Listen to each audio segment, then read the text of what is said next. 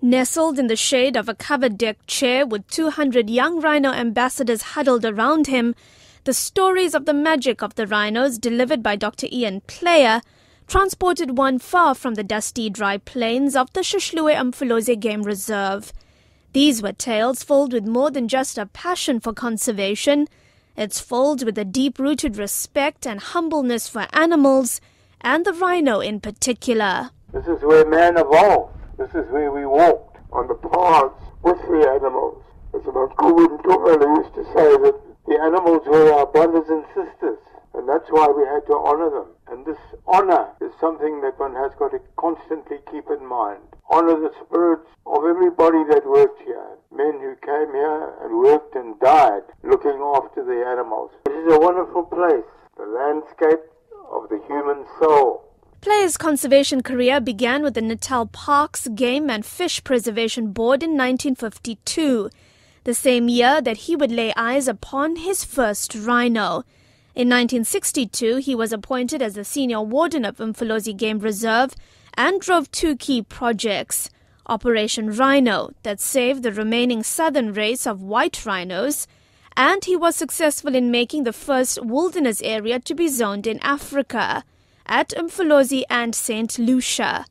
Pointing to the mountains around him, Pillay took the young people back to the day when he saw his first rhino in this very park. On your left is the mountain. The name of the hill is Mathinda, and it got its name because climbing it is quite heavy. But in 1952, I saw my first rhino, and it was an overcast day and very misty. And out of the mist came these rhinos, and my heart was really deeply touched because I could see that these were the prehistoric remnants of what once used to roam on our earth.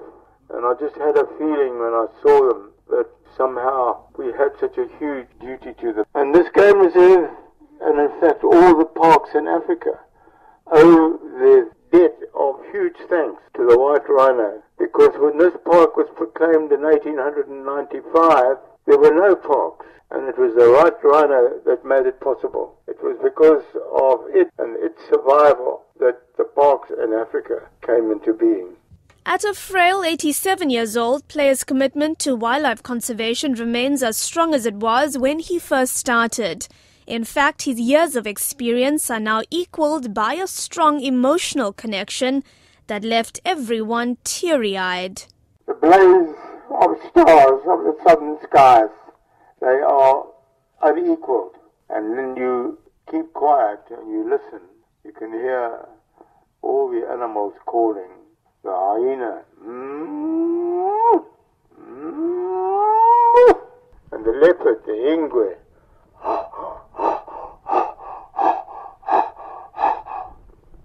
and the lion.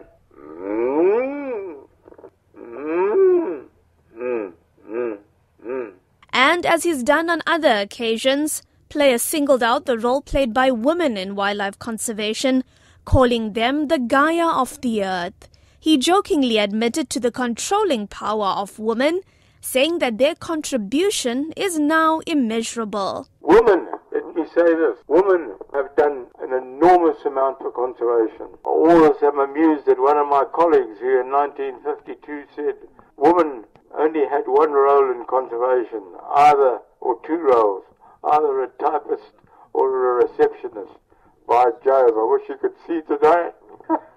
They control it, and God bless you. Pillay's message to the young rhino ambassadors from the United States, Norway, Swaziland, South Africa and Vietnam, among others, was one of hope, calling them custodians of the responsibility to both serve and protect the rhinos. All of you young people from all over the world, you have a huge duty. The rhino do not belong just to us. They belong to you. They belong to future generations. And all of you are going to have to lead in your own way. This is where your great ancestors 1 million years ago walked. That Africa is imprinted upon all of us. It doesn't matter where you come from. Africa is within you. And a great poet once said, all Africa and her wonders and her prodigies are within us. Pillay's inexplicable bond to wildlife and nature can perhaps best be explained in his own words. As a young game ranger, he read Sir Lawrence van der Post's novel Venture to the Interior.